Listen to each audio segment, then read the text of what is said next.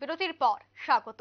এই মুহূর্তে চোখ রাখছি বাংলাদেশের দিকে। বাংলাদেশেও ইতিমধ্যেই বাগদেবী সরস্বতী পুজোর আরাধনায় মেতে উঠেছে গোটা বাংলাদেশের সাধারণ মানুষ।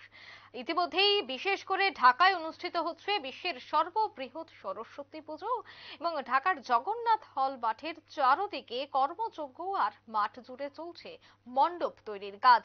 সরস্বতী পুজোর আয়োজনকে ঘিরে একেবারে জাঁকজমকভাবে প্রস্তুত প্রত্যেকেই এবং প্যান্ডেল তৈরি থেকে শুরু করে প্রতিমা তৈরি প্রত্যেক ক্ষেত্রেই কিন্তু এই মুহূর্তে ব্যস্ত রয়েছে শিল্পীরা।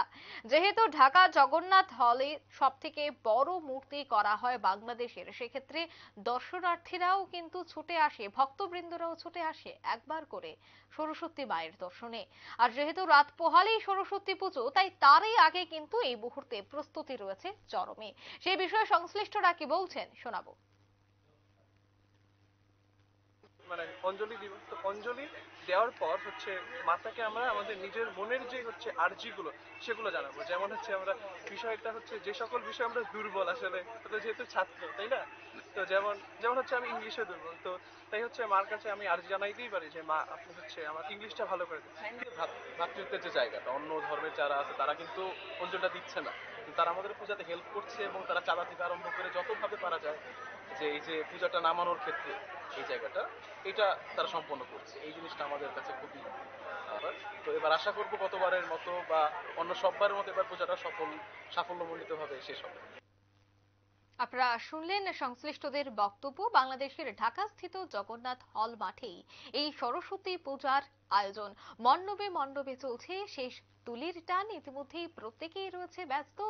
রীতিমতো বিশ্বের সর্ববৃহৎ সরস্বতী পুজোর আয়োজন বাণী বন্দনায় এই মুহূর্তে আয়োজন এবং বাগদেবীর আরাধনাকে কেন্দ্র করে বাংলাদেশ সহ ঢাকার যারা বাসিন্দা রয়েছেন তাদের মধ্যেও এক প্রকার উৎসাহ উদ্দীপনা রয়েছে চরমে। সরস্বতী পুজোর মহা আয়োজন চলছে ঢাকায়।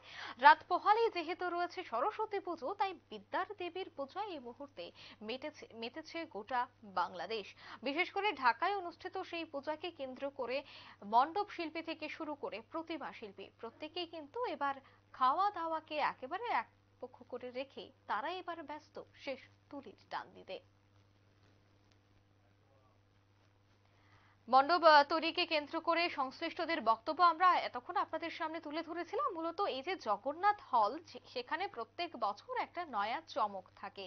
বিশেষ করে ঢাকার এই জগন্নাথ হল মাঠে প্রত্যেক বছর সরস্বতী পুজোকে কেন্দ্র করে যে থিমের ব্যবস্থা করা থাকে, যে থিমের আয়োজন করা হয়ে থাকে, তার মধ্যেও থাকে একটা নতুনত্বের ছোঁয়া। বিভিন্ন বিষয়ের উপর কেন্দ্র করে সেই থিম তারা তৈরি করে থাকেন। এবছরও ব্যতিক্রম হয়নি। এবছরও তারা একাধিক থিমকে হাতিয়ার করে একাধিক থিমকে তারা বেছে নিয়েছেন এই সরস্বতী পুজোকে কেন্দ্র করে। নিয়ে নিচ্ছে ছোট্ট একটি বিজ্ঞাপন বিরতি, সঙ্গে থাকুন।